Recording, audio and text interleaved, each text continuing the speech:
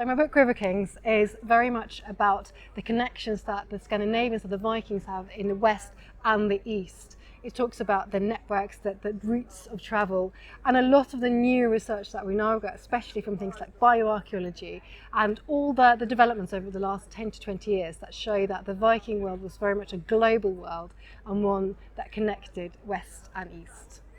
I think it's a really exciting part of history to be working on, actually, because we've got so many different sources. It's a really multidisciplinary area. So you've got archaeology, you've got some historical records, and then now you've got a lot of new science bringing, actually challenging some of the things that we thought we knew about the Vikings. So it's a really interesting field to be in. We're making a lot of new discoveries. So those old stories that people might have learned 20 years ago suddenly don't all stack up anymore.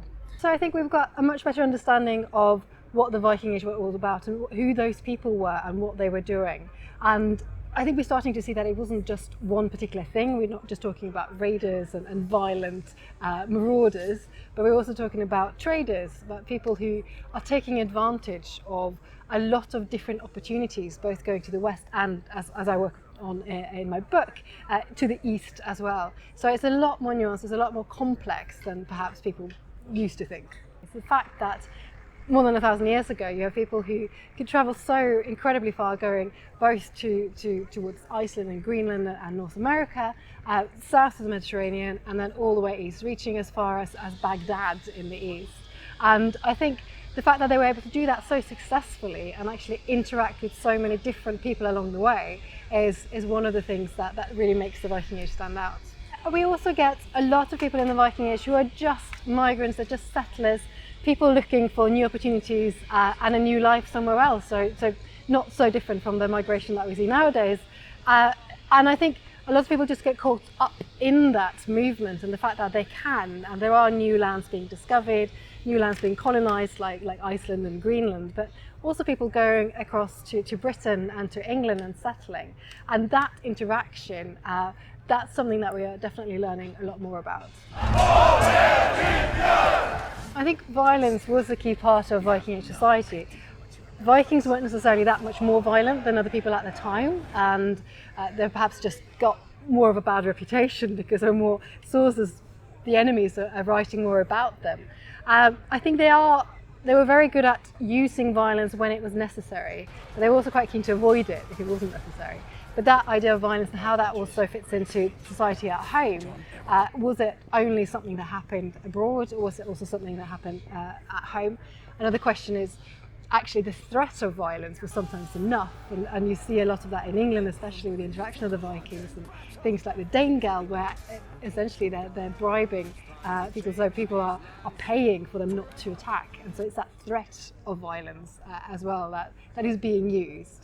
But it's interesting then to see how that changes over time, different parts of the world as well. But I think it's very much a case of seeing what is necessary. Sometimes violence is necessary and sometimes it's not. We don't have very good sources of actual beliefs at the time. We do have some sources, but they tend to be later, and we don't know really to what degree people practice them. We don't know what the sort of individual belief systems were. But one of the things obviously is what happens after death. If you live in a society where your risk of death is quite high, and if you're in a job essentially, in a warfare type role, then that belief in what happens to you afterwards, what the sort of rewards might be for going into that sort of activity are going to be quite important.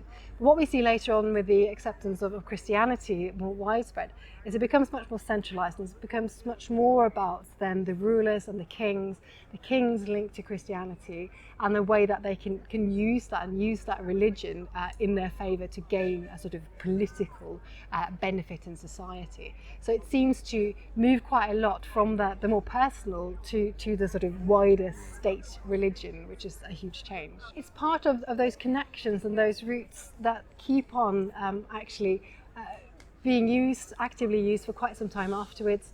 We see that the state formation in Scandinavia, Norway, Sweden and Denmark, they're formed towards the end of the Viking Age, and that is a process.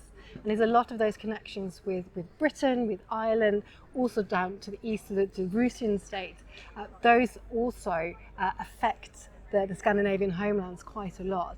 And then later on, those links going east especially, still persist for quite some time. So I think it's very much about the connections that are being created in that time that then persist quite a lot longer. But then, of course, in somewhere like England, you've got the huge impacts that the Vikings had on not just the creation of England as a country in itself, but also on the English language. Scandinavian languages had a massive, a lot of the words that we use and the grammar that we use today is completely affected by the Scandinavian migrations.